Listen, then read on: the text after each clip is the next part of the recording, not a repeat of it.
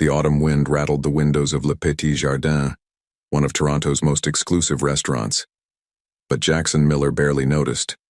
His attention was fixed on his mother, Eleanor, who sat across from him, recounting her latest charity event, with characteristic enthusiasm. The soft lighting caught the silver in her hair, reminding him how quickly time was passing. "You should have been there, sweetheart," Eleanor said, her eyes twinkling. "The fundraiser was a tremendous success. Even your father managed to tear himself away from the office for a few hours." Jackson forced a smile, pushing his untouched duck confit around his plate. His relationship with his father had grown increasingly strained over the past 3 years. Richard Miller's obsession with the family business had always been intense, but lately, it felt suffocating. "Speaking of Dad," Jackson said, "he's been pushing for me to take over the Shanghai expansion. Says it's time I stepped up." Eleanor's face clouded momentarily. "And what do you want?" The question hung in the air, heavy with unspoken weight. At 37, Jackson had everything his father had dreamed for him. A corner office in Miller International's headquarters, a reputation as one of Toronto's most eligible bachelors, and a portfolio that would make any investor envious. Yet, something was missing. Had been missing for exactly 3 years, 2 months, and 15 days. "I don't know anymore, Mom," he admitted, his voice barely audible above the restaurant's elegant piano music. "Ever since Amanda." He stopped mid-sentence, his heart freezing in his chest. Across the restaurant, past the white-clothed tables, and crystal glasses catching the light, sat a ghost. Amanda Wilson. She looked exactly as he remembered, yet completely different. Her honey blonde hair was shorter now, falling just past her shoulders instead of the waist-length cascade he used to run his fingers through. She wore a simple black dress, elegant but understated, so typically her. But it wasn't her appearance that made his world tilt on its axis. It was the 2 identical little girls seated in high chairs on either side of her. Jackson's hands began to shake. The girls couldn't be more than 2 years old. Their dark curls matched his own, and as one of them turned her head, he caught a glimpse of startlingly familiar green eyes. His mother's eyes, the Miller family trademark. "Jackson?" Eleanor's concerned voice seemed to come from very far away. "Darling, you've gone pale. What's wrong?" He couldn't speak, couldn't breathe. 3 years ago, Amanda had vanished without a trace. 3 years ago, she'd walked out of his life without explanation, leaving him with nothing but questions and a broken heart. And now here she sat, with 2 little girls who couldn't be anyone else's but his.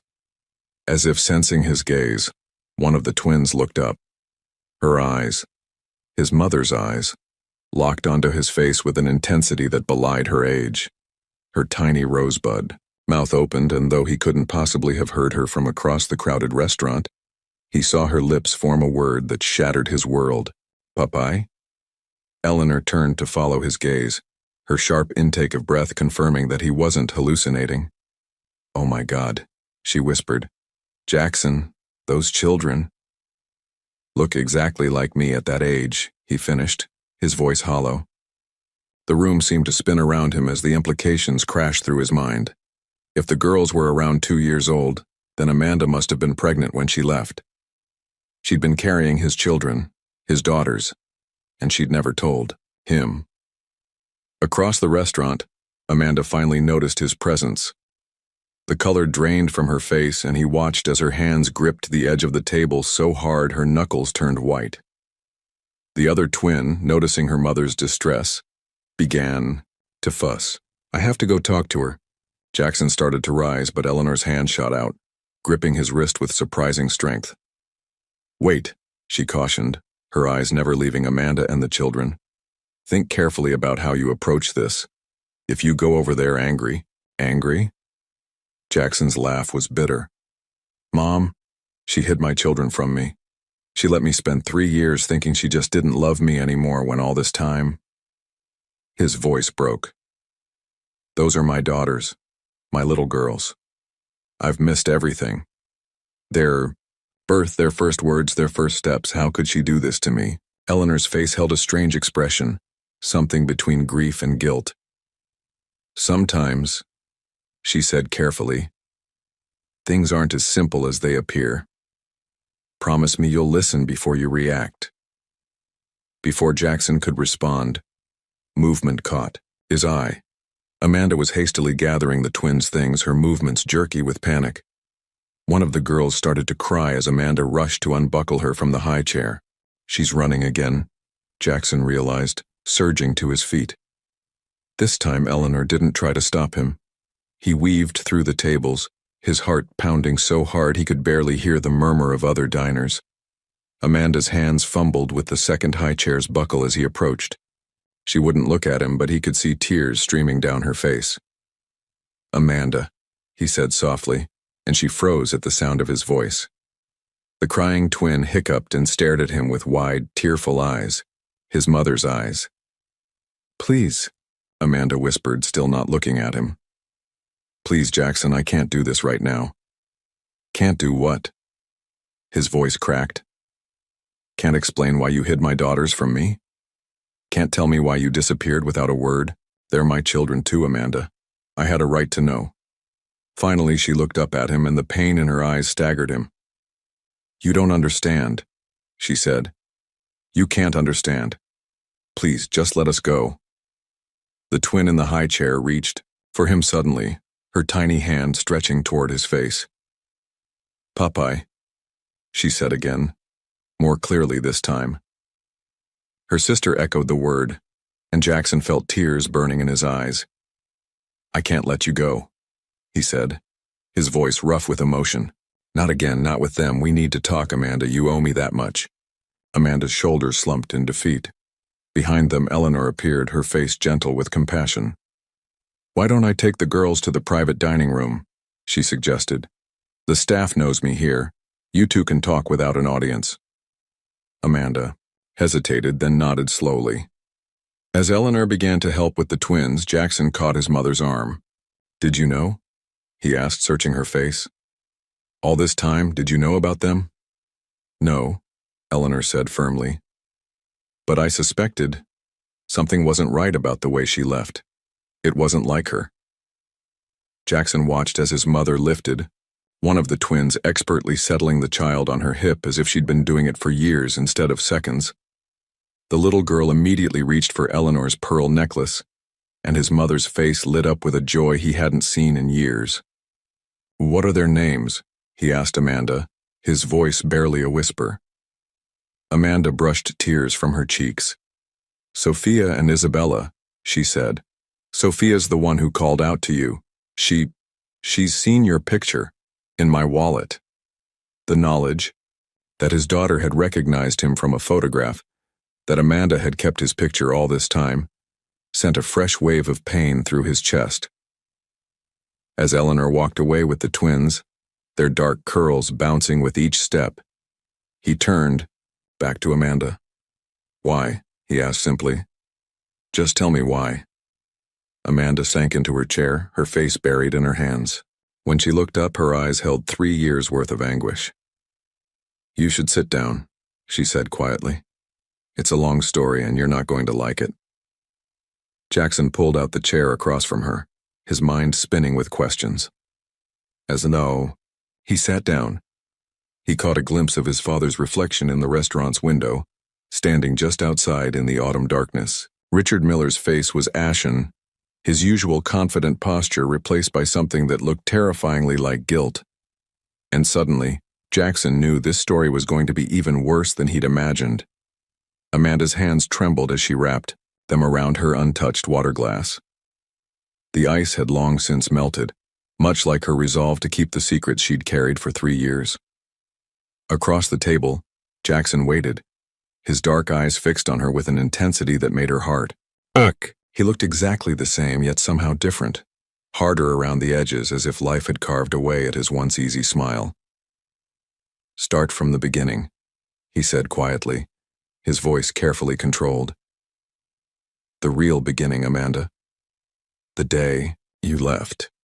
She closed her eyes, memories washing over her like a tidal wave. "It wasn't supposed to happen like this," she whispered. "I never wanted to hurt you, Jackson. You have to believe that." "What I believe," he replied, is that somewhere in this restaurant, my mother is holding my daughters, my 2-year-old, daughters that I didn't even know existed until tonight. So yes, Amanda, I think you owe me the truth, all of it. Taking a deep breath, Amanda forced herself to meet his gaze. I found out I was pregnant 3 years ago on October 15th. I remember the date exactly because it was the day before your big presentation to the board about the Asian market expansion. Jackson's jaw tightened. The Crawford deal. Yes? I was... She smiled sadly, lost in the memory. I was so excited. Terrified, but excited. I bought 3 different pregnancy tests just to be sure. All positive. I wanted to tell you right away, but I knew how important that presentation was. I thought I'd wait until after, make it a celebration. What changed? Amanda's fingers clenched around the glass. I came to your office that afternoon. I wanted to bring you lunch, maybe catch a quiet moment to tell you. But you were in meetings and Her voice caught. I ran into your father in the lobby. Jackson went very still. Outside the restaurant windows, cars passed by, their headlights casting moving shadows across his face. Go on. My purse fell. Everything spilled out, including... She swallowed hard. Including the pregnancy test. Your father saw it. He helped me gather my things very calmly, very kindly. Asked me to come up to his office to talk. The memory rose up, vivid and painful. Richard Miller's corner office, all glass and chrome, overlooking the city like a king surveying his domain. The way he'd gestured for her to sit, his face a mask of paternal concern. He told me he'd always liked me, Amanda continued, her voice barely above a whisper. Said I was good for you, that I made you happy. But then he started talking about the Crawford deal, about how it would change everything for you, how you were finally about to achieve everything you'd worked for. Jackson's expression darkened. And a baby would ruin that? That's what, he said. Not directly. He was careful, so careful with his words. He talked about how children change everything, how they demand all your time, your energy, your focus, how young parents often have to make sacrifices in their careers. She laughed bitterly.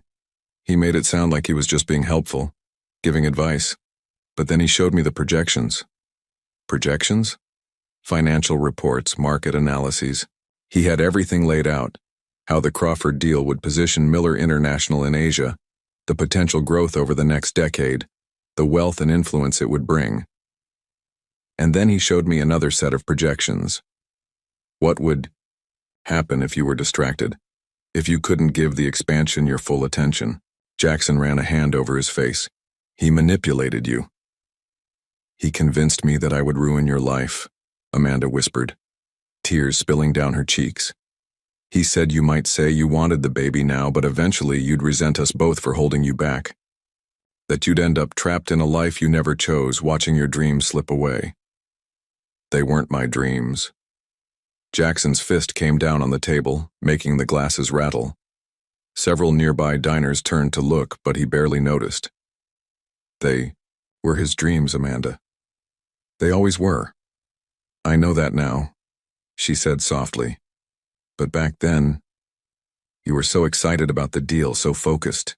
Every time I tried to tell you about the pregnancy, you'd start talking about the future, about all the plans your father had for you. And I started to believe him. That maybe I really would be ruining your life. Jackson leaned forward, his voice urgent. You should have told me. You should have let me make that choice. I wanted to. God, Jackson, I wanted to so badly. But that night, when I came over to your apartment, she closed her eyes, remembering. You were on the phone with the Crawford representatives. You looked so alive, so passionate about the future you were building. And I thought about what your father said, about how that future might disappear because of me. I couldn't be the one to take that from you. So you took yourself instead. And my daughters. Amanda nodded, tears flowing freely. Now, I wrote you a letter that night. Tried to explain everything, but your father, he came to my apartment the next morning. Somehow he knew I was going to tell you. He had a proposition. Jackson's face went pale. What kind of proposition? He offered to set me up somewhere else, anywhere I wanted to go. Said he'd make sure the babies and I were taken care of, that we'd want for nothing. All I had to do was disappear, let you focus on your future without, she gestured helplessly, without complications. And you took it? The hurt in Jackson's voice was unbearable. No. Amanda's response was immediate, fierce. No, I refused. I told him I was going to tell you everything. But then he said something that broke me. He said, Amanda, if you tell him, you'll force him to choose. And either way, someone loses everything. Can you live with that? The silence that followed was deafening. Outside, the autumn wind howled against the windows, a fitting soundtrack to the storm of emotions crossing Jackson's face. I left that morning. Amanda continued quietly. Packed what I could carry and drove to my aunt's cottage in Vermont. I didn't take his money, didn't tell him where I was going. I just disappeared. I convinced myself it was the right thing, that I was protecting your future. But every day since then, every time the girls hit a new milestone, her voice broke. Every time Sophia looked at me with your mother's eyes or Isabella smiled your smile, I knew I'd made a terrible mistake. Jackson sat back, his face a mask of conflicting emotions. 3 years, he said finally. 3 years of their lives.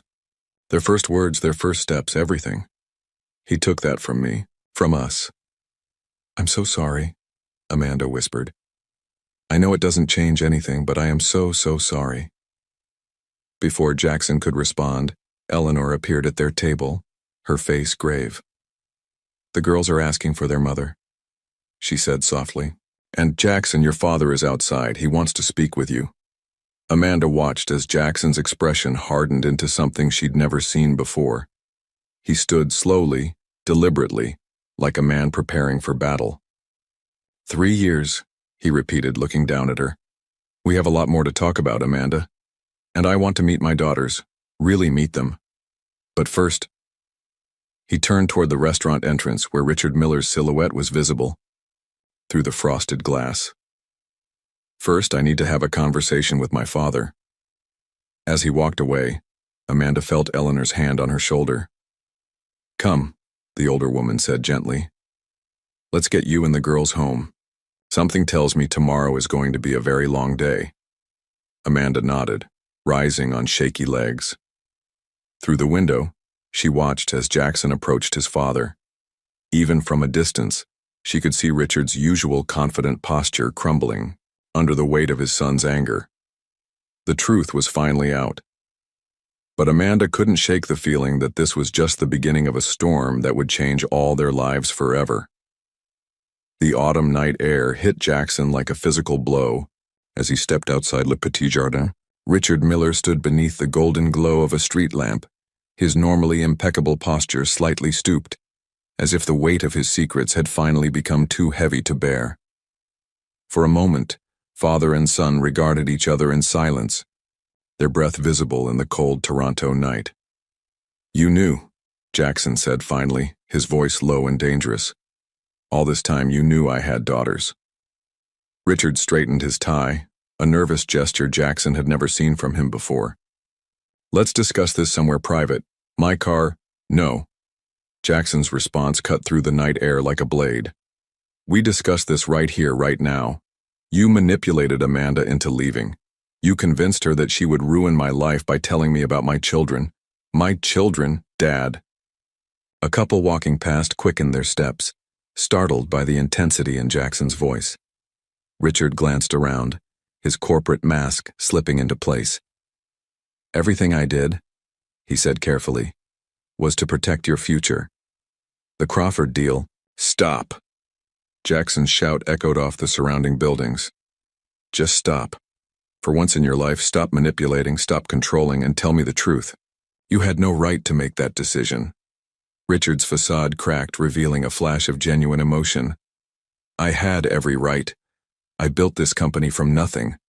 Everything we have, everything we are, I created. And you were finally ready to take your place, to become who you were meant to be. Who I was meant to be. Jackson laughed bitterly. You mean who you wanted me to be? Did you ever, even once, ask what I wanted? I didn't have to ask. I knew.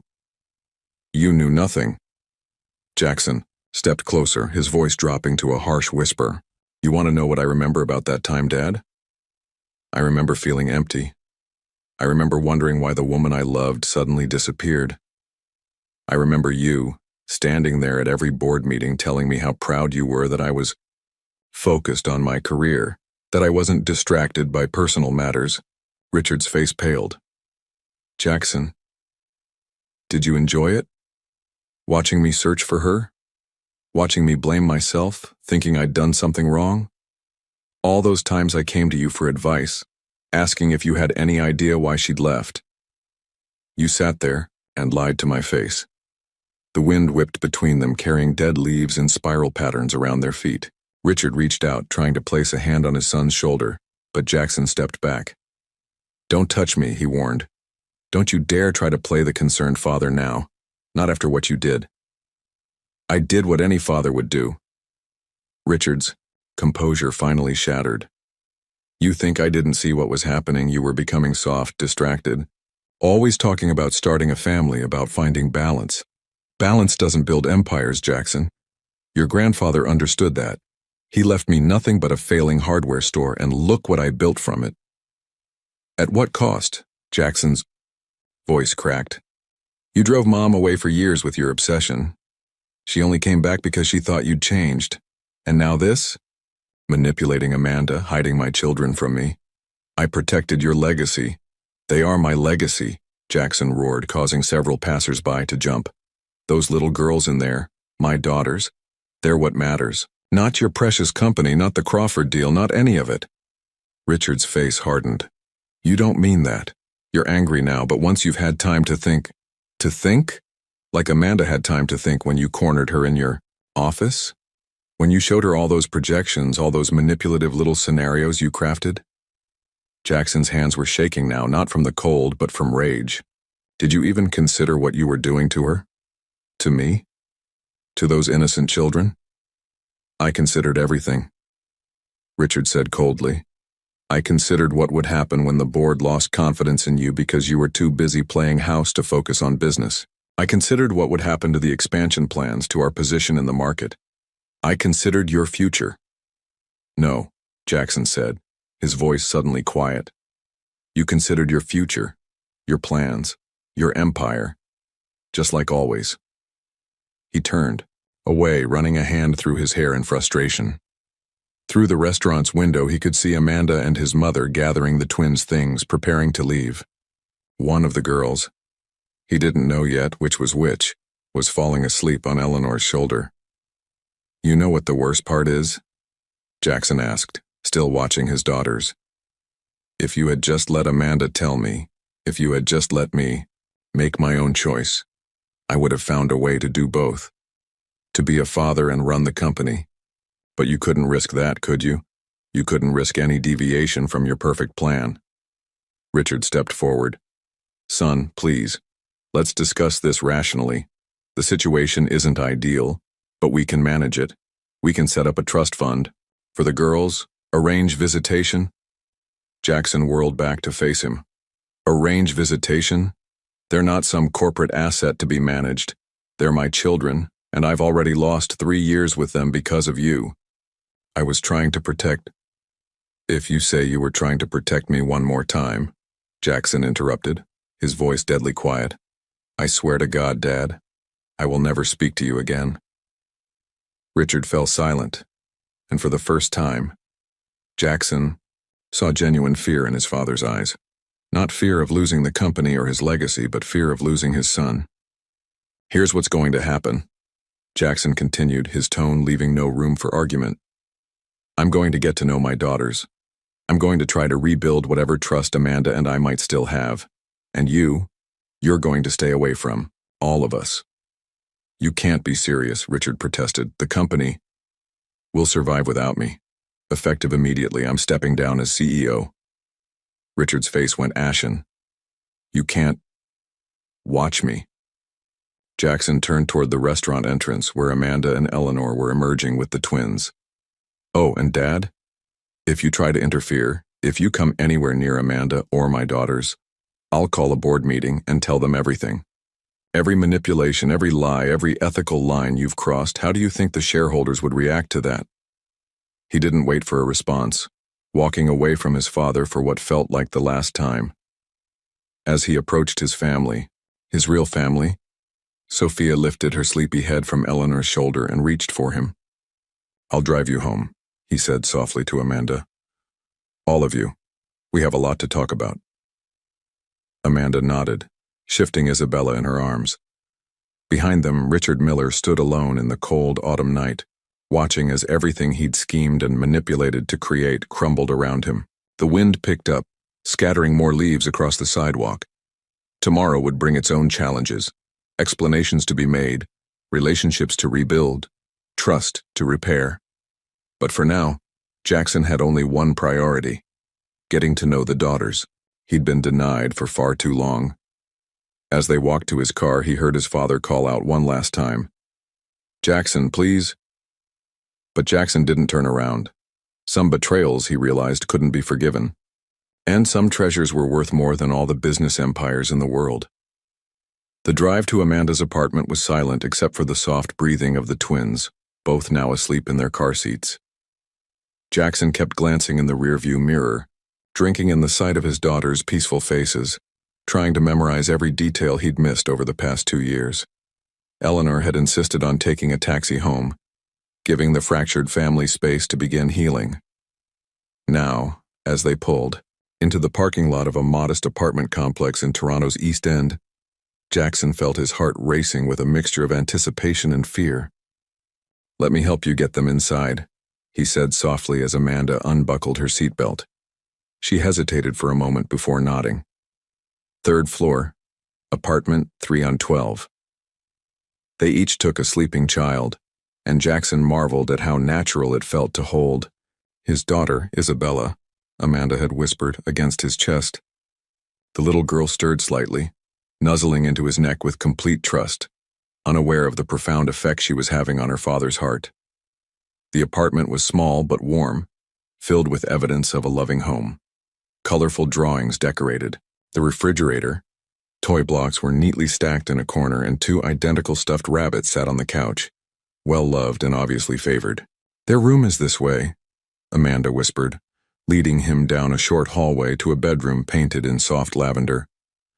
2 small beds, already graduated from cribs, sat against opposite walls.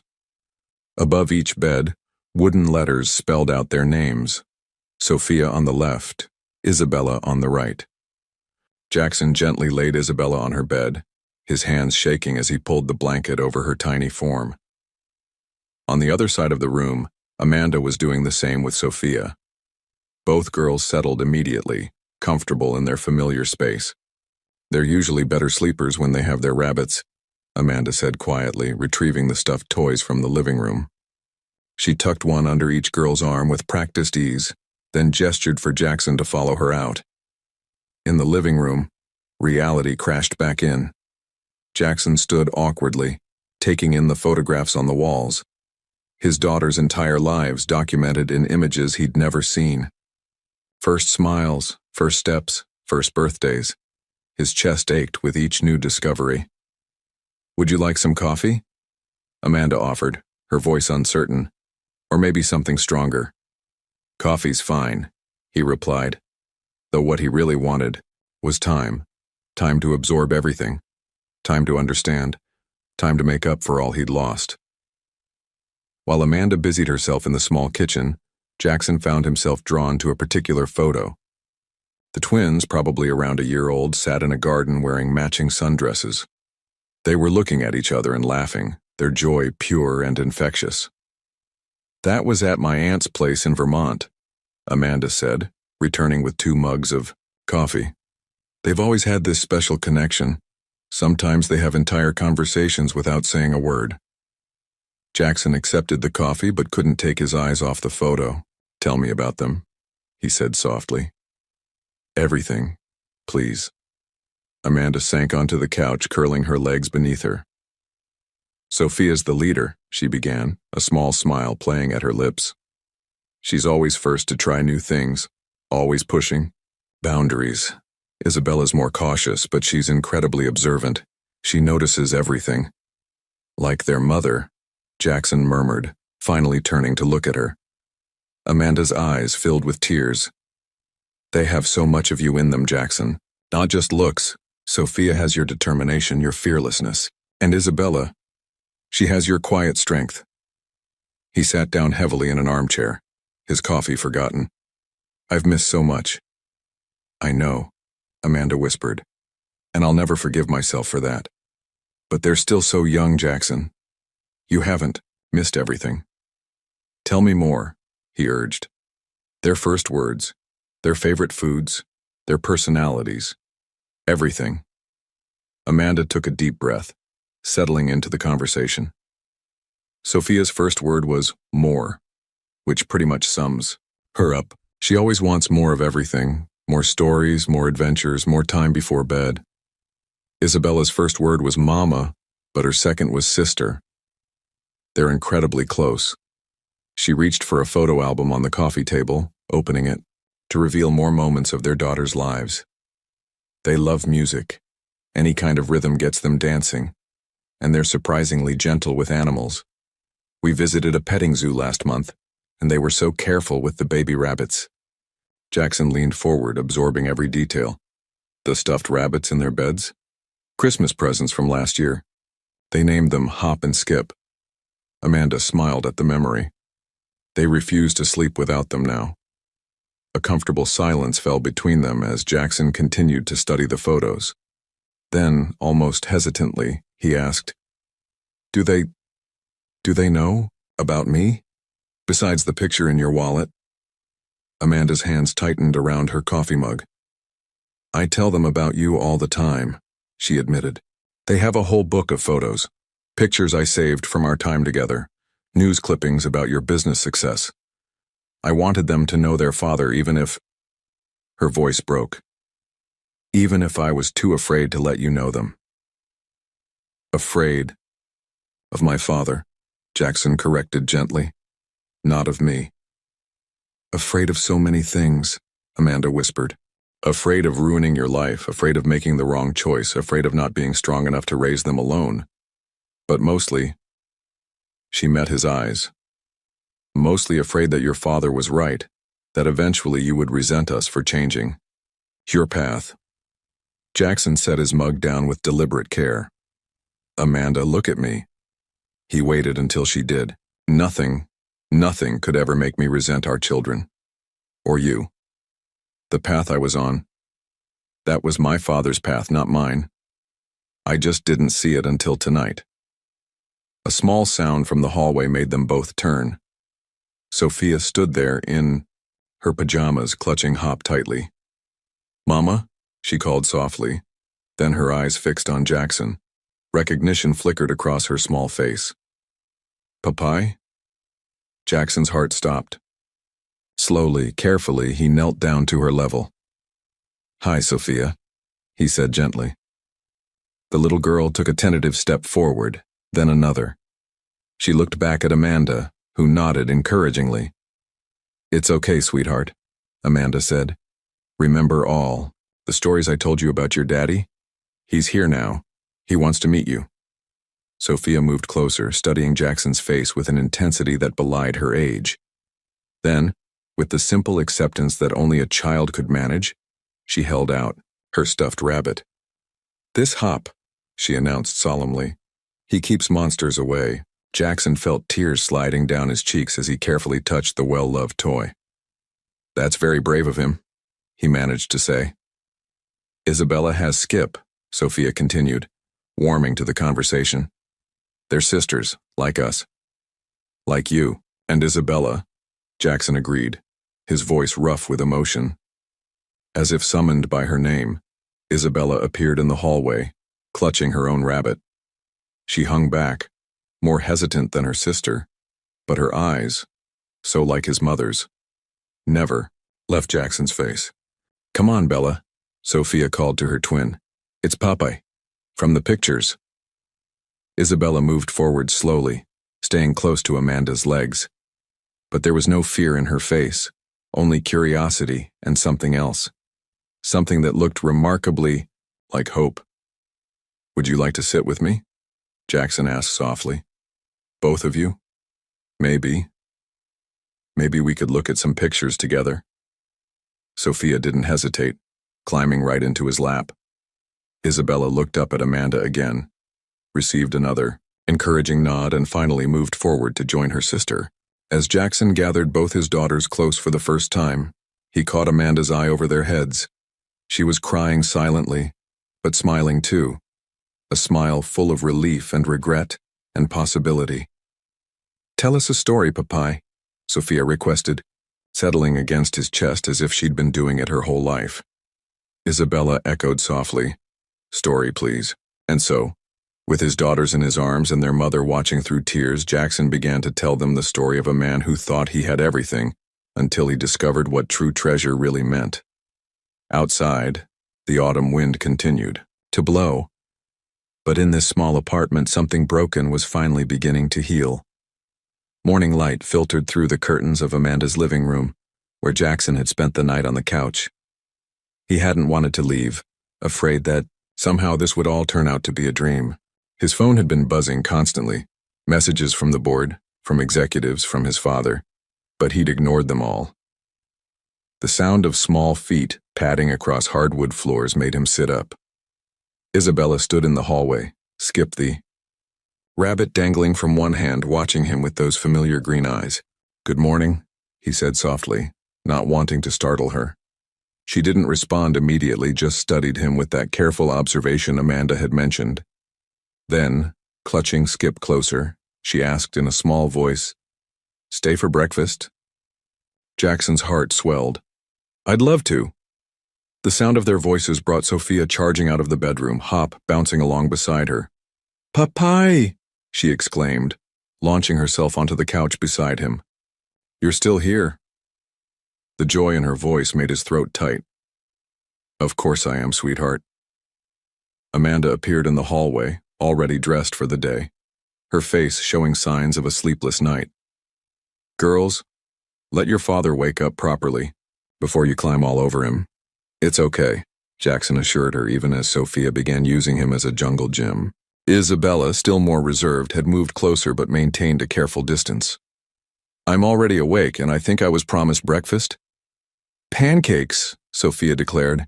"Mama makes hearts and stars." "Only on special days," Amanda corrected, but her eyes met Jackson's. "Though I suppose today is pretty special." The domestic scene that followed felt both surreal and perfectly natural. Jackson watched in amazement as Amanda managed the controlled chaos of a morning routine with twins, helping them wash up, keeping them from getting syrup in their hair, gently redirecting Sophia's endless energy while drawing out Isabella's quiet participation. "I should have been here," he said softly, when the girls were momentarily distracted by a debate about which color plates they wanted. "Helping you with all this." Amanda paused in her pancake making.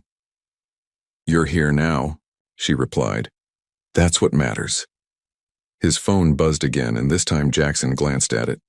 27 missed calls, 43 text messages, and 16 emails, all marked urgent.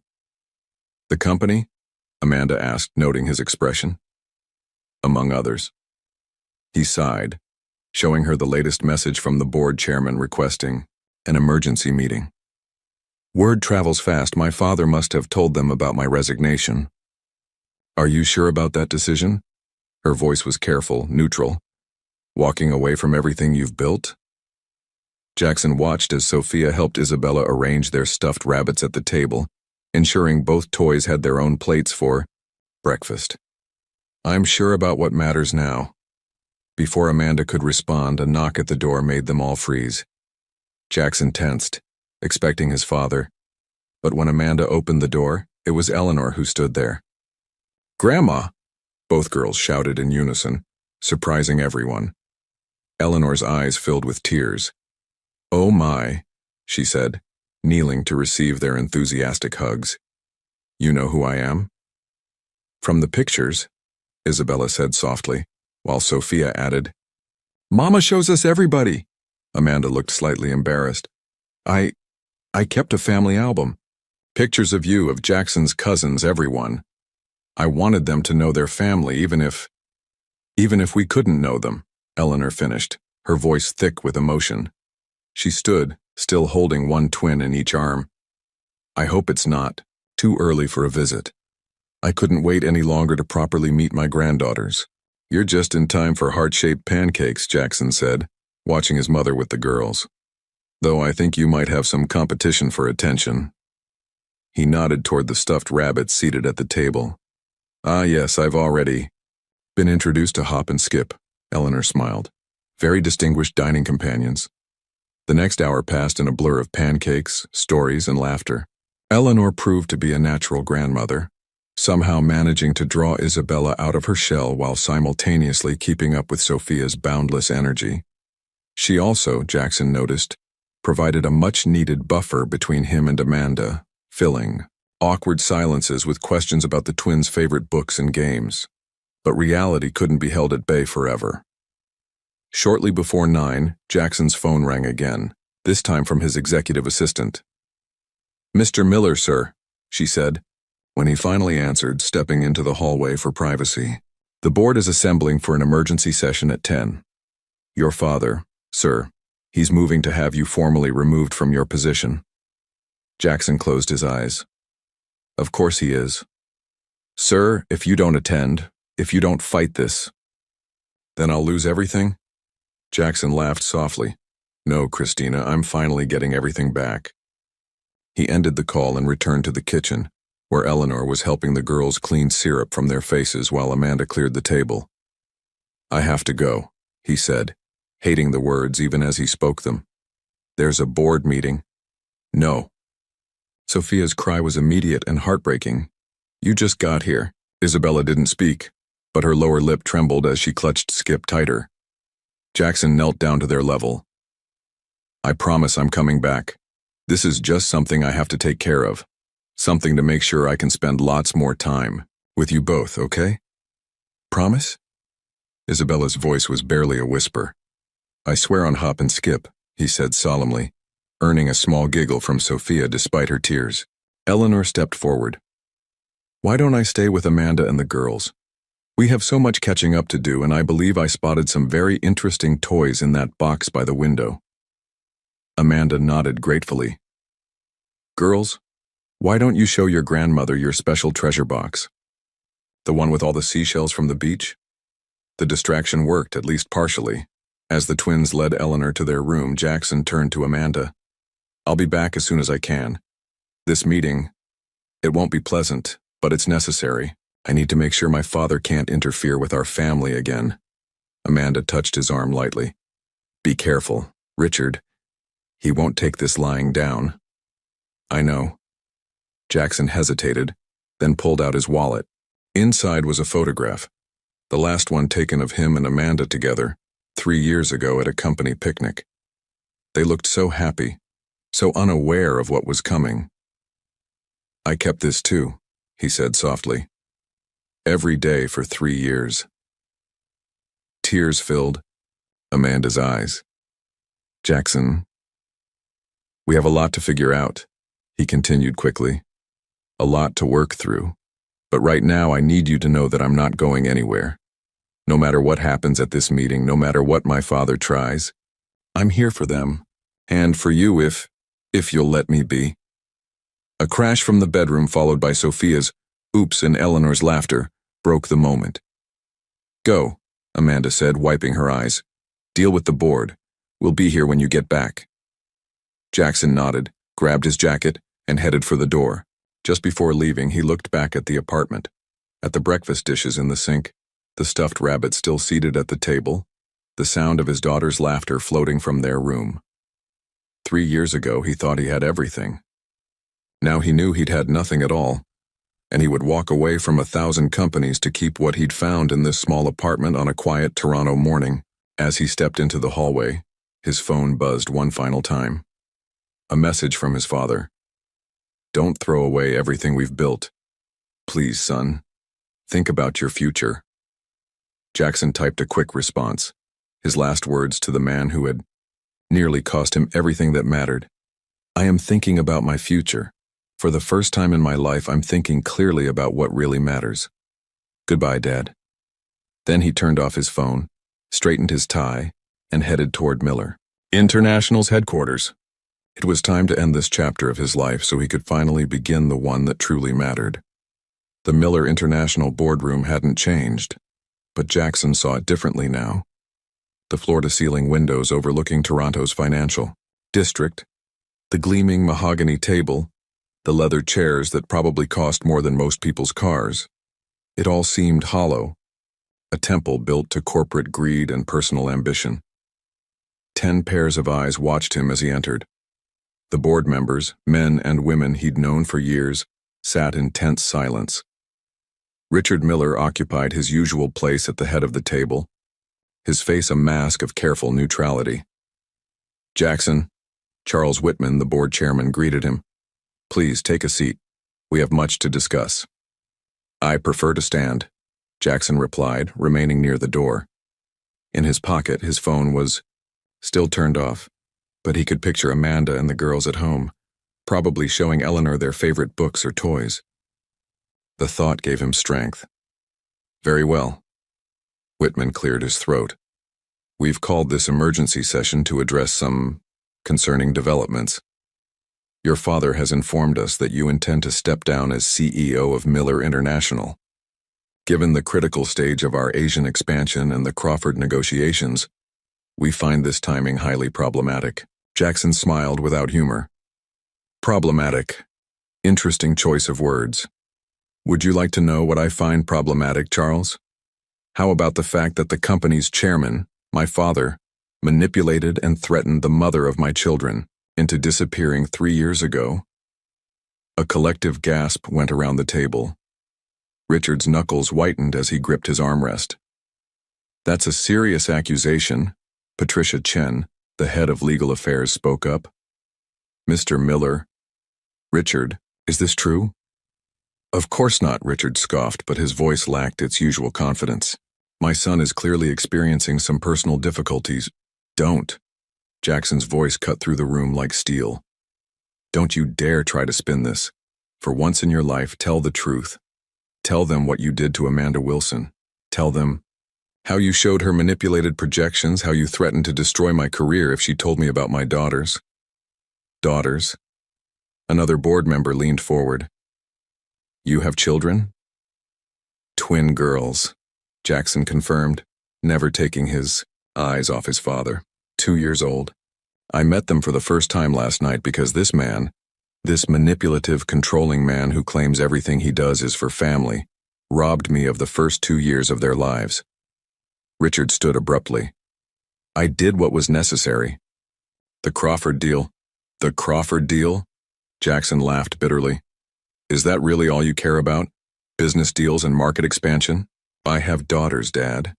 Beautiful, innocent little girls who didn't get to know their father because you decided your corporate ambitions were more important than their lives." "I was protecting your future," Richard shouted, his composure finally cracking. "Everything I've done, everything I've built, it was all for you." "No." Jackson's voice was quiet now, but it carried more power than his father's shouts. "It was all for you.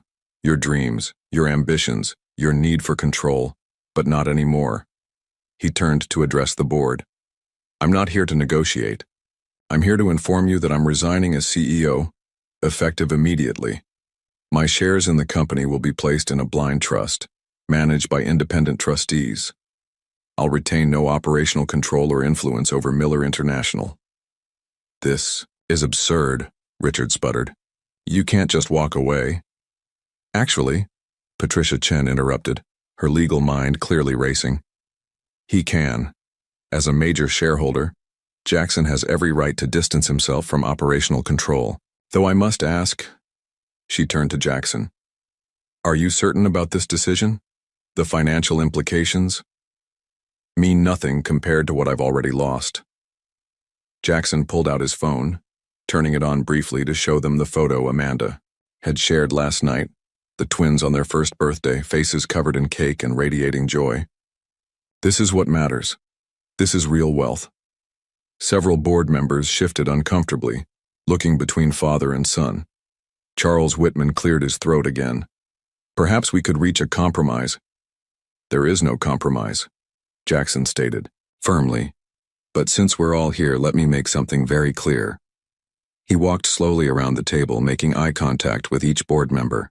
If anyone in this room, especially you, Dad, tries to interfere with my family again, if you come near Amanda or my daughters, if you try to manipulate or threaten them in any way, I will call a shareholder meeting and tell everyone exactly what happened 3 years ago. You wouldn't dare, Richard growled. The scandal would destroy the company's value. Try me. Jackson's voice was ice.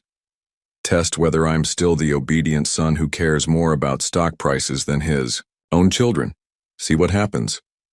Patricia Chen was scribbling notes furiously. We should discuss the terms of your separation from the company. Establish clear boundaries. My lawyers will be in touch, Jackson cut her off. They'll handle all the necessary paperwork. For now, all you need to know is that I'm done. Done with the games, done with the manipulation, done with watching my father destroy everything real in pursuit of his precious legacy. He turned to leave, then paused at the door. Oh, and Dad? Mom knows everything. She spent the morning with her granddaughters, the ones you tried to erase from our lives. Somehow I don't think you'll be welcome at home for a while. Richard's face went ashen. Jackson, please. Goodbye, Dad. I hope the Crawford deal keeps you warm at night. The boardroom erupted into chaos as Jackson walked out, but he didn't look back. Christina, his soon-to-be former assistant, was waiting by his office with tears in her eyes. I had no idea, she whispered, about any of it. I'm so sorry. Jackson smiled gently. Neither did I, Christina. But now I do, and nothing else matters. Could you do one last thing for me? Of course, sir. Have everything from my office donated. The awards, the furniture, all of it. The only things I want are the family photos. She nodded, then hesitated.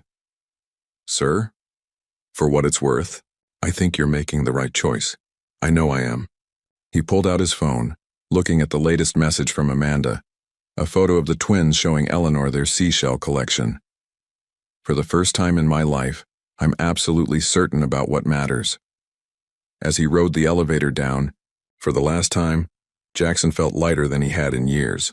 The weight of his father's expectations, the crushing pressure of corporate responsibility, it all fell away, replaced by the simple, powerful desire to be the father his daughters deserved. His phone buzzed with another message from Amanda. The girls are asking when you'll be back. Sophia says Hop misses you. Jackson smiled, stepping out into the bright autumn morning. Behind him, Miller International's tower cast its shadow over the city, but he was finally stepping into the light. On my way, he typed back. Tell them Daddy's coming home. Home. Not to a corner office or a corporate empire, but to a small apartment where 2 little girls waited with their stuffed rabbits and endless stories to share. To Amanda, with all their broken pieces slowly healing. To his mother, finally free to be the grandmother she was meant to be. Looking up at the tower one last time, Jackson whispered a quiet thank you, not to his father or the company, but to whatever twist of fate had led him to that restaurant last night. Then he turned away, heading toward the future he should have had all along. Jackson stood in the doorway of Amanda's apartment, watching a scene he never thought he'd witness. Eleanor sat cross-legged on the floor, helping the twins build an elaborate castle from wooden blocks. Isabella meticulously aligned each piece, while Sophia added dramatic flourishes, complete with sound effects for falling towers. The dragons, coming, Sophia announced, making Hop menacingly toward the castle. Oh no, Eleanor gasped with perfectly pitched grandmother enthusiasm. Quick, Isabella, protect the princess. Isabella held up Skip, making the rabbit stand guard at the castle gates. "No dragons allowed," she declared softly but firmly. "What about fathers?" Jackson asked, finally stepping into the room. "Are they allowed in the castle?" "Papai!" Both girls abandoned their game, rushing toward him. This time even Isabella didn't hesitate, throwing her arms around his legs along with her sister. Eleanor rose gracefully, brushing off her designer slacks. "I'll take that as my cue," she said, gathering her purse. "Though I expect to be invited back for more castle building soon." "Anytime," Amanda said, emerging from the kitchen. She looked at Jackson questioningly. "How did it go?" "It's done," he replied simply, "all of it." Then to the twins pulling at his hands. "Now, what's this about a dragon attacking the castle?" For the next hour, Jackson immersed himself in his daughter's world. He learned that dragons could be reformed through kindness, Sophia's idea, and that princesses were allowed to rescue themselves, Isabella's quiet but firm assertion. He discovered that both girls had inherited his mother's eye for detail and Amanda's creative spirit. Most importantly, he learned that love could bridge even a 3-year gap, if you let it. "They need lunch soon," Amanda said eventually, watching as Jackson helped the girls rebuild their castle for the 4th time. And probably a nap after. "No nap," Sophia protested immediately. "Even dragon-fighting princesses need rest," Jackson said, surprising himself with how natural the words felt. "How about this, if you and Isabella have lunch and take your nap like good girls, maybe afterward we can go to the park, if it's okay with your mom?" Amanda hesitated only briefly before nodding. "The park would be nice. There's one just down the street with good swings." The promise of the park, and Jackson's continued presence, was enough to get both girls through lunch and into their beds. Even Sophia's token resistance was mild, especially after Jackson promised to tell them a story. "Tell us about when you and Mama were friends," Isabella requested, clutching Skip to her chest. Jackson's eyes met Amanda's in the doorway. "Well," he began carefully, "your Mama and I weren't just friends. We loved each other very much. We still—" He paused, uncertain how to continue. "Still have a lot of love in our hearts," Amanda finished smoothly, "for each other and especially for you two. Now close your eyes and listen to Daddy's story." Jackson told them about the day he first met Amanda, carefully edited for 2-year-old ears. How she'd spilled coffee on him in a cafe, how she'd tried to clean his shirt and only made it worse, how they'd ended up laughing so hard the barista had to ask them to quiet down.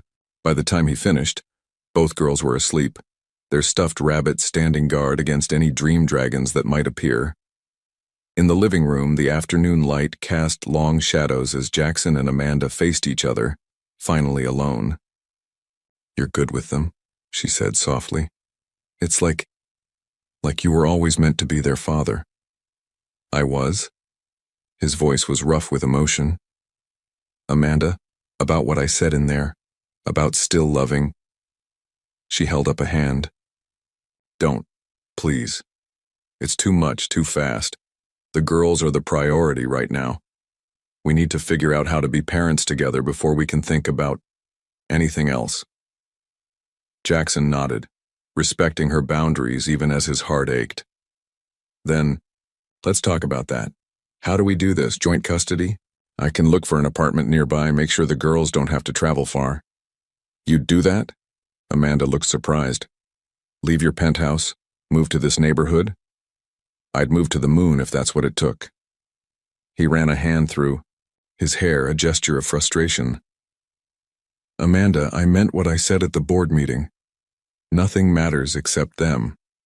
And you," he added quietly.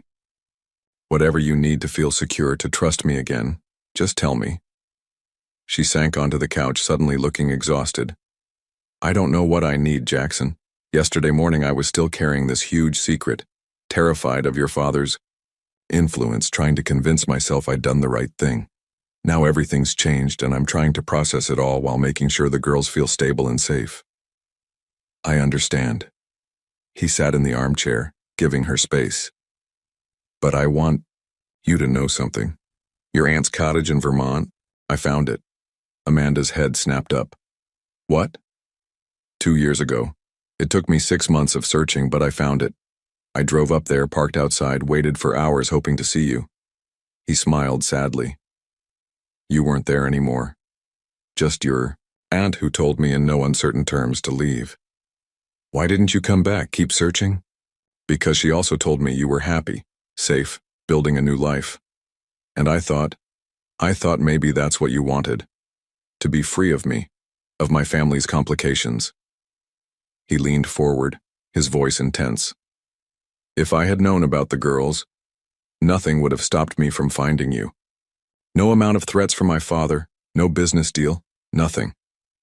Amanda wiped tears from her cheeks. I wanted to tell you. Every day, every milestone they reached. First smile, first word, first step. I took pictures, wrote everything down, kept a journal of all the things I wanted to share with you. I'd like to read it, Jackson said softly, if you'll let me. I want to know everything about them, even the moments I missed. A small sound from the hallway made them both turn. Sophia stood there, looking rumpled from her abbreviated nap. No sleep, she announced. Park now? Amanda laughed, despite her tears. 20 minutes isn't a proper nap, sweetheart. Park? Sophia tried again, adding her best pleading expression. Jackson looked at Amanda questioningly. She sighed, but her eyes were fond. Go wake your sister, carefully, she added, as Sophia darted away. And bring your jackets. As the sounds of Sophia rousing her twin filtered from the bedroom, Amanda turned back to Jackson. We'll figure this out, she said quietly. For them, we'll find a way to make it work. For all of us, Jackson corrected gently. One day at a time. The girls emerged, Isabella still yawning, both clutching their ever-present rabbits. Jackson helped them with their jackets while Amanda gathered snacks and wipes, a parenting necessity he was quickly learning about.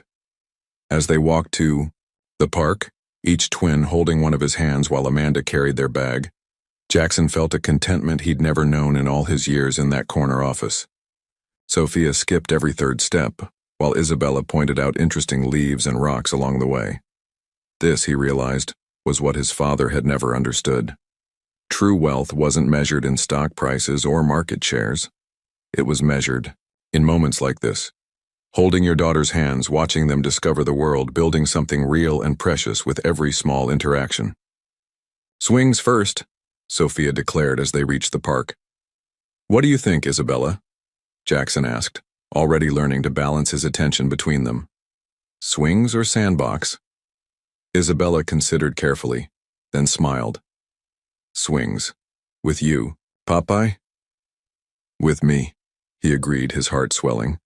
I'll push you both as high as you want to go.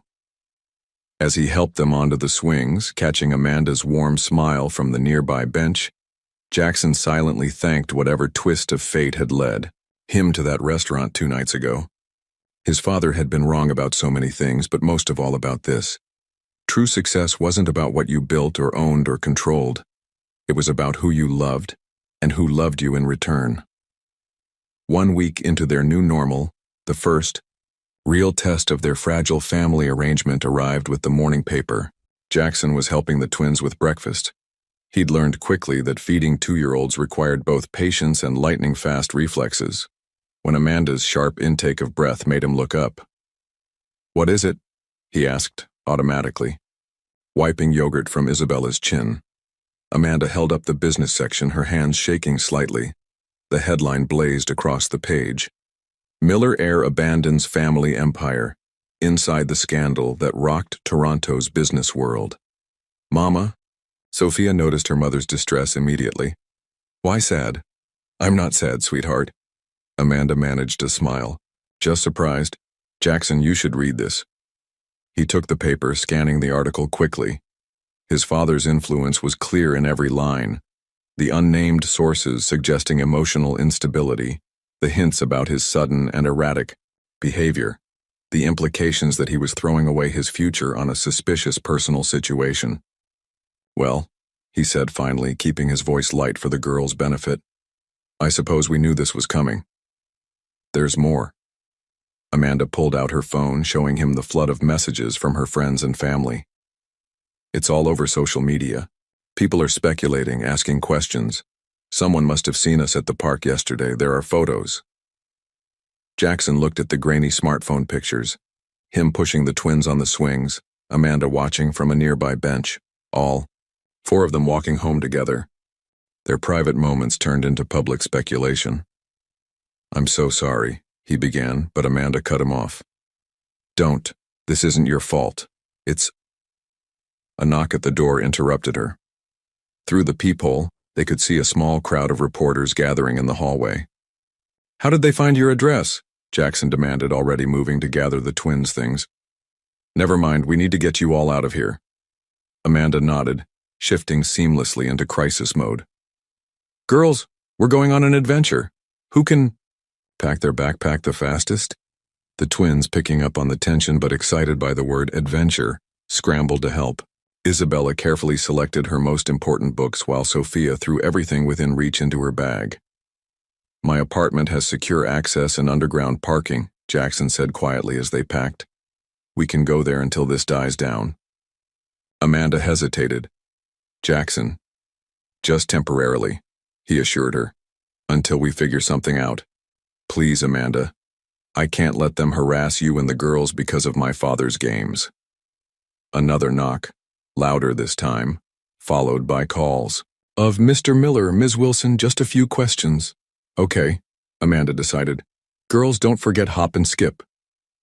They managed to get everything essential packed in record time, but the real challenge lay ahead. Getting past the reporters without exposing the twins to more chaos than necessary. I have an idea, Jackson said, pulling out his phone. Mom, we need your help. 20 minutes later, Eleanor's town car pulled up to the building's back entrance, driven by her longtime chauffeur, Robert, while Jackson created a distraction at the front door, stepping out alone to draw the reporters' attention. Amanda slipped out the back with the twins, hurrying them into the waiting car. Adventure car, Sophia declared excitedly, while Isabella clutched Skip tighter, uncertain about this break in routine. That's right, darling, Eleanor soothed from the front seat. We're all going on a special trip together. By the time the reporters realized they'd been diverted, Robert had skillfully navigated them through Toronto's back streets to Jackson's building. The underground garage offered blessed privacy as they regrouped. Welcome to my humble home, Jackson said as they stepped into his penthouse apartment.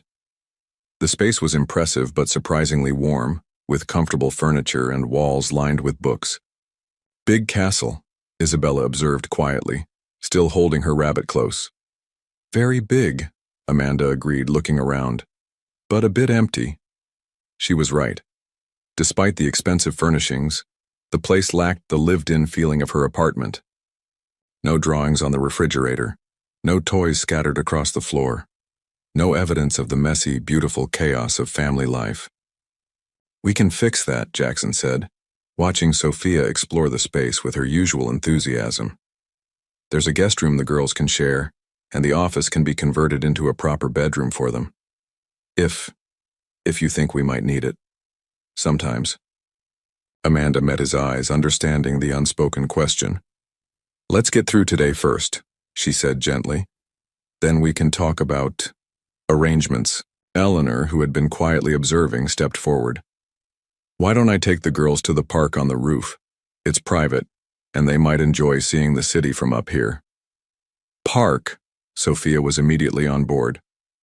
Come on, Bella. Isabella looked to her mother for permission before taking her grandmother's offered hand. As Eleanor led them toward the elevator, Amanda called out, Don't forget sunscreen. Second children are always more cautious, Eleanor replied with a knowing smile. I raised one of each myself. Once they were alone, Amanda sank onto the couch, the morning's tension finally showing in her face. Your father won't stop, will he? No, Jackson admitted, sitting beside her. He'll keep pushing until he either forces me back or destroys my reputation trying. But Amanda... He turned to face her. I need you to know something. Nothing he does, no amount of bad press or business pressure, will make me regret choosing you and the girls. Even if he ruins you? He can't. Everything. That matters, my daughter's you, my mother's support. He can't touch any of it. Jackson ran a hand through his hair. The money, the business reputation, all of that. It's just stuff. I spent 3 years having all of it and feeling completely empty. Amanda was quiet for a moment, then said, "The girls need stability. They need to know their home is safe, private. We can't keep running every time reporters show up." "I know. Let me make some calls. There's a house in Rosedale my mother's been trying to get me to look at. Gated community, private security, good schools nearby. It's not as cozy as your apartment, but..." "Jackson." Amanda's voice was gentle but firm. "We can't just move in together. The girls are already dealing with so much change." "Not together," he clarified quickly. "There's a smaller house next door that's also for sale.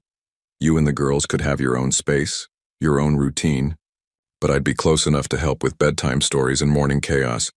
We could take things slow, figure out how to be parents together without complicating everything else," Amanda finished. She was quiet for a long moment, thinking. The girls would still have their own rooms, their own space? Absolutely, and you'd have complete control over your house, your schedule. I want to be there, for morning yogurt spills and dragon battles and everything in between. From the roof came the sound of delighted squealing, Sophia's distinctive laugh mixing with Isabella's quieter but equally joyful voice. Amanda smiled despite her concerns. "They love you already," she said softly. "I didn't expect it to happen so fast. Kids are smarter than we give them credit for. They know what's real." Jackson hesitated, then added, "Like how they knew to keep my picture, even before they understood why." Amanda's eyes filled with tears. "I never stopped loving you," she whispered. "Even when I thought I was protecting you by staying away, even when I convinced myself it was better this way, I never stopped." "Amanda..." Jackson started to reach for her, but she stood up quickly. "We should check on the girls," she said, wiping her eyes. "And maybe look at those houses you mentioned, just to see." He recognized her need for space, for time to process everything. "Of course, I'll make some calls." As they rode the Ciader elevator to the roof, Amanda suddenly laughed. "You know what's funny? Your father tried so hard to keep us apart, to control everything, and in the end all he did was make us stronger." Jackson smiled, watching the floor numbers climb. He never understood that real strength isn't about control. It's about letting go, taking risks, choosing love over fear. The elevator doors opened to reveal their daughters playing with Eleanor, their faces bright with joy as they showed her their special game of Princess Dragons. Looking at them, really looking at the family he'd almost lost, Jackson knew that no amount of bad press or corporate manipulation could ever make him regret his choice. Some treasures were worth any price, and his was right here, complete with stuffed rabbits and dragon roars. The Rosedale houses exceeded everyone's expectations, even Isabella's careful scrutiny. The main house, a stately Victorian with modernized interiors, offered plenty of space for family gatherings. But it was the smaller garden house next door that truly felt like home. Cozy, warm, and perfect for Amanda and the twins. "And look," Amanda said, leading the girls through the connecting gate between the properties. "You can visit Daddy any time, but still have your own special place." "Two castles," Sophia declared, making Hop dance along the garden path. Isabella studied the arrangement thoughtfully, Skip tucked securely under her arm. "We can have breakfast with Papai every morning if you want," Jackson assured her. "And bedtime stories and park visits and everything else. I'll always be right next door." 2 weeks after the media storm, they were finally moving in. Eleanor had handled the purchases through her own real estate company, keeping everything private and secure. The gated community security meant no unexpected visits from reporters or Richard Miller. "Girls, why don't you show Grandma Eleanor your new rooms?" Amanda suggested. "She helped pick out some special surprises for you." As Eleanor led the excited twins upstairs, Amanda turned to Jackson. You're sure about this? Buying 2 houses just so we can live next door? I'm sure about giving our daughter stability and security, he replied, and about being close enough to be a real father without, he hesitated, without pressuring you into more than you're ready for. Amanda's expression softened. Jackson. Mr. Miller? Robert appeared in the doorway. The last of the furniture has arrived. Where would you like the children's bookshelves? I'll show you, Amanda said quickly, using the interruption to step back from the moment. We've planned a special reading corner in their playroom. The rest of the day passed in a blur of unpacking and organizing. Jackson marveled at how quickly the garden house transformed from an empty space into a home, with the twins' artwork already claiming prime spots on the refrigerator, and their toys creating familiar chaos in every room. By evening, both girls were exhausted but fighting sleep, afraid to miss any excitement. They insisted on having their beds arranged so they could see each other across their new shared room, their stuffed rabbits standing guard as always. Story, please, Isabella requested sleepily as Jackson and Amanda tucked them in. Which one would you like? Jackson asked, settling into what was becoming his usual spot between their beds. Tell about when you and Mama were happy, Sophia said, surprising both adults. Before the sad time. Amanda's breath caught. Jackson looked at her uncertainly, but she nodded, sitting on the edge of Isabella's bed. Well, Jackson began carefully. One of my happiest memories was a picnic we had in High Park. Your mama packed everything perfectly, sandwiches, fruit, cookies. But I forgot to check the weather and suddenly, rain. Amanda joined in, smiling at the memory. Big fat raindrops everywhere. We ran for shelter under a big oak tree, but we were already soaked. Were you scared? Isabella asked, clutching Skip closer. No, sweetheart, Jackson said softly, because even though we were wet and cold, we were laughing. Your mama's hair was dripping, my shoes were squelching, and all our perfect picnic food was ruined. But we didn't care, we just danced, Amanda finished quietly. Right there under the tree in the rain, like a scene from a movie, except it was real. Why did you stop dancing? Sophia's innocent question hung in the air, heavy with unspoken pain. Sometimes, Amanda said carefully. Grown-ups make mistakes. They let fear or doubt make them forget what's really important. But the important thing, Jackson added, reaching across to squeeze Amanda's hand, is that when you realize your mistake, you try to fix it. You find your way back to the people who matter most. Both girls seemed to consider this. Finally, Isabella asked in her quiet way, Can we have a picnic with no rain? I think that's a wonderful idea. Jackson smiled. Maybe this weekend we can invite Grandma Eleanor too. And Grandpa? Sophia asked innocently. The temperature in the room seemed to drop. Jackson's jaw tightened, but before he could respond, Amanda spoke. Grandpa Richard made some mistakes too, she explained gently. Big mistakes that hurt people. So right now he needs time to think about what he did, and we need time to heal. Like when I broke Bella's favorite cup, Sophia asked. I had to say sorry and mean it. Exactly like that, Jackson said, his voice rough with emotion. But bigger mistakes take longer to fix. Did he say sorry? Isabella wondered. Not yet, sweetie, Amanda answered. But let's focus on happy things right now. Like our picnic plan. What kind of sandwiches should we make? The conversation shifted to safer territory, and soon both girls were drifting off, their questions about Richard forgotten in favor of cookie preferences and picnic games. In the hallway, Jackson and Amanda stood in comfortable silence, listening to their daughter's steady breathing. You handled that well, Amanda said finally. The question about your father. I had a good partner, he replied. You always know the right way to explain things to them. 2 years of practice. She smiled, but it was tinged with sadness. Jackson, about what Sophia asked, why we stopped dancing. Amanda, you don't have to. Yes, I do. She took a deep breath. These past few weeks, watching you with them, seeing how naturally you stepped into being their father, I've been thinking about all the time we lost, all the moments you should have had. That wasn't your fault, he said firmly. My father made it worse, yes, but I made the choice to run. I let fear win. She looked up at him, her eyes bright with tears. I forgot how to dance in the rain. Jackson stepped closer, his heart pounding. We could remember, he said softly. Together. For a moment, the air between them crackled with possibility. Then from the bedroom came a small voice. Mama, Skip needs water. The moment broke as Amanda turned toward Isabella's call. Coming, sweetheart. She glanced back at Jackson.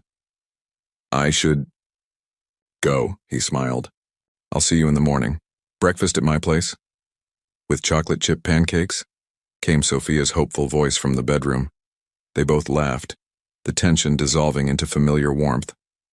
Yes, with chocolate chip pancakes. Jackson called back. But only if certain little princesses are actually sleeping. Giggling followed his response, then gradual quiet. Amanda touched his arm lightly. Thank you, she whispered, for everything. As Jackson walked through the garden to his own house, he paused to look back. Through the windows, he could see Amanda moving around the girls' room, probably negotiating one last drink of water or story. The scene was so perfect, so right, it made his chest ache. They were building something beautiful here, something real and precious. And maybe, just maybe, they were finding their way back to that rainy day in the park, when love was simple and fear was just another reason to dance. Overhead, clouds gathered in the night sky.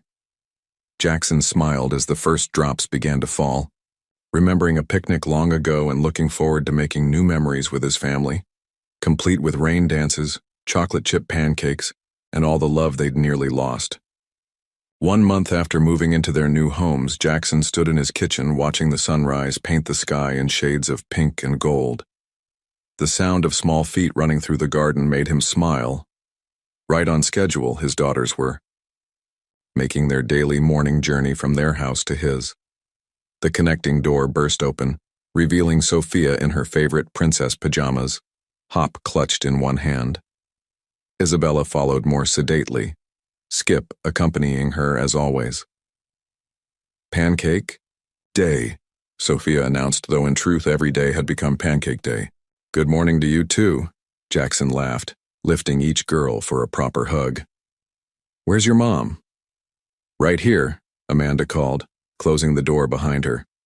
She looked beautiful in the morning light, her hair slightly messy, wearing comfortable clothes that spoke of their growing ease with these shared family moments. Someone couldn't wait for breakfast. Chocolate chips? Isabella asked hopefully, already climbing onto her special chair at the kitchen island. Actually, Jackson said, pulling out ingredients, I thought we might try something new today. Your grandmother shared a special recipe with me, the pancakes she used to make for me when I was your age. Both girls considered this deviation from routine with varying degrees of skepticism. Sophia, ever adventurous, was immediately on board. Isabella needed more convincing. They have cinnamon, Jackson tempted, and tiny pieces of apple inside. Isabella's eyes lit up. Like apple pie? Exactly like apple pie, he confirmed, but for breakfast.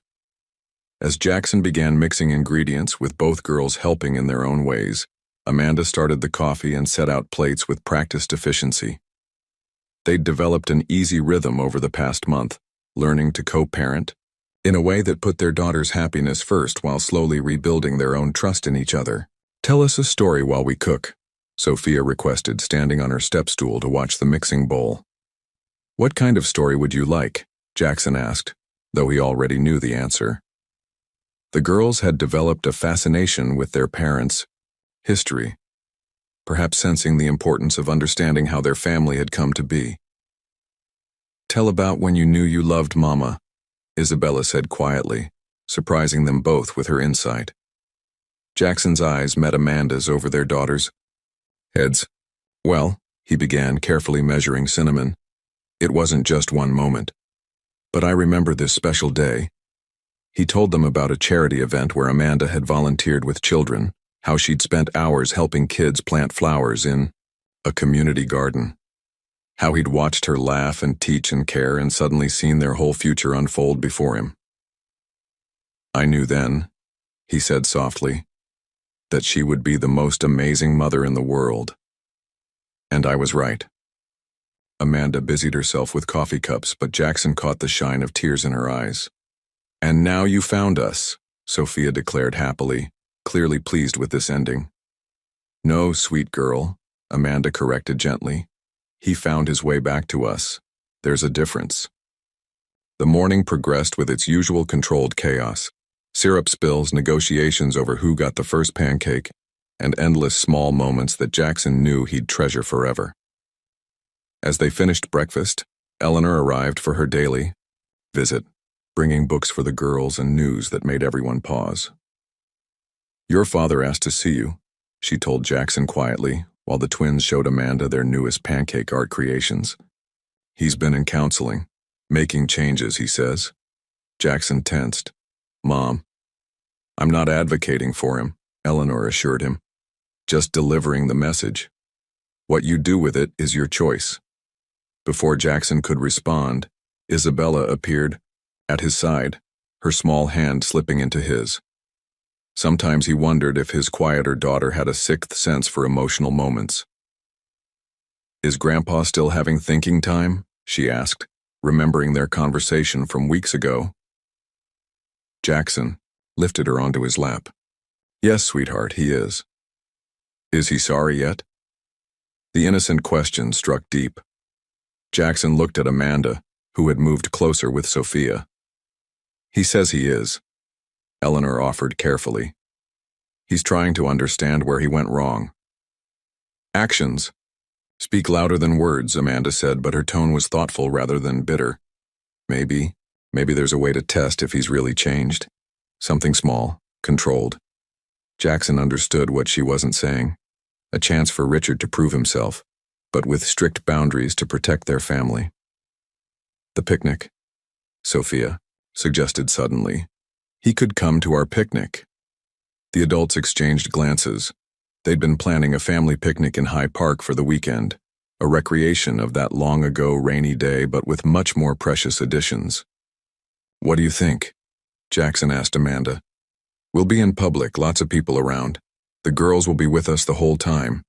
If he steps out of line even once, then we leave, Amanda finished. And he loses his chance. Eleanor smiled. I'll help maintain boundaries, and perhaps, she looked at her son meaningfully, perhaps it's time he saw what real success looks like. The decision made, they returned to their morning routine. Eleanor read to the girls while Jackson and Amanda cleaned up, moving around each other with comfortable familiarity. Are you sure about this? He asked quietly, passing her a dish to dry. No, she admitted, but I'm sure about us, about our family. We're strong enough now to handle whatever happens. Even rain? He teased, referencing their old memory. Amanda smiled, setting down her dish towel. Especially rain, in fact. She moved to the window where morning sun had given way to gathering clouds. It looks like we might get to test that theory sooner than planned. As if on cue, the first drops began to fall. Sophia rushed to the window, pressing her face against the glass. Can we play outside? Please? Isabella joined her sister, adding her own hopeful look. With umbrellas? Jackson and Amanda shared a glance. Years of hurt and mistrust finally, giving way to something new, or perhaps something very old rediscovered. No umbrellas, Jackson said, making both girls giggle. Some things are better experienced in the rain. Minutes later, they were all in the garden, the twins spinning in circles, Eleanor watching from the covered patio, and Jackson holding out his hand to Amanda. May I have this dance? She took his hand without hesitation, and as they swayed in the rain with their daughters laughing around them, Amanda whispered, We found our way back. No, Jackson corrected softly, echoing her words from breakfast. We found our way forward. All of us together. The rain fell steadily, soaking them all, but nobody moved to go inside.